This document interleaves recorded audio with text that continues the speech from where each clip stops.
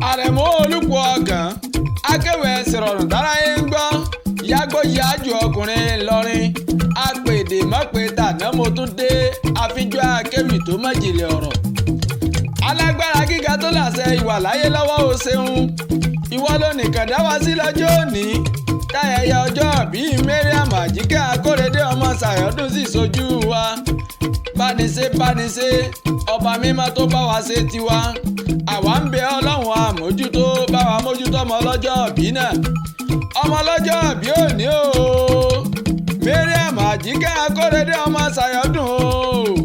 mi ò gbé ọ fún kú mi ò gbé ọ fọ́rùn rárá o ọjọ́ bí rẹ tó bọ́ láyé ni mo ṣe ń pariwo o wà ní kágógó sọdún ọ̀hún láyé jọ̀ọ́ bá mi sàmí ẹ̀ maryam ajike akórèdé ọmọ sayodu o happy birthday to you many happy returns of your day long life and prosperity in good health and wealth ìgbà ọdún kan ló máa jẹ́ lọ́lá wá ìdù lókè maryam ajike akórèdé ọmọ sayodu o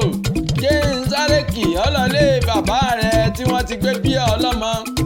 ìwọ ni maryam ajike akórèdé ọmọ sayodu o ọmọ onígbẹ̀tì ọmọ ọlọ́yẹ òjò kì í para àgbẹ̀tì ẹni àbílọ́yẹ lọ́yẹ ń pa ìwọ lọmọ òkè mẹ́rìndínlógún mẹ́rin àdúróbọ mẹ́rin àbẹ̀rẹ̀bọ mẹ́jọ yòókù lọ́yẹ fi ń somi ara nílé bàbá tí wọ́n ti gbé bí ọlọ́mọ bàbá rẹ̀ abdulaziz ayinde olówó òróhùn fáyọ̀bí sọ pé òun dúpẹ́ pé òkun ó láṣẹ yìí sàmọ́dún ó ló ṣe púpọ̀ lókè pẹ̀ ṣáàkìrátù olúwa tó ṣe àjọkẹ́ o òun ló ní kí n máa kì ọ́ ní méje mẹ́jọ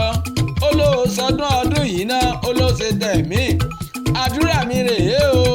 bí sàkúrà mọ bí ìsàpá yóò wéwú tiẹ̀ kó tó rọrùn irun dúdú kò ní bọ́ ọdẹ sáré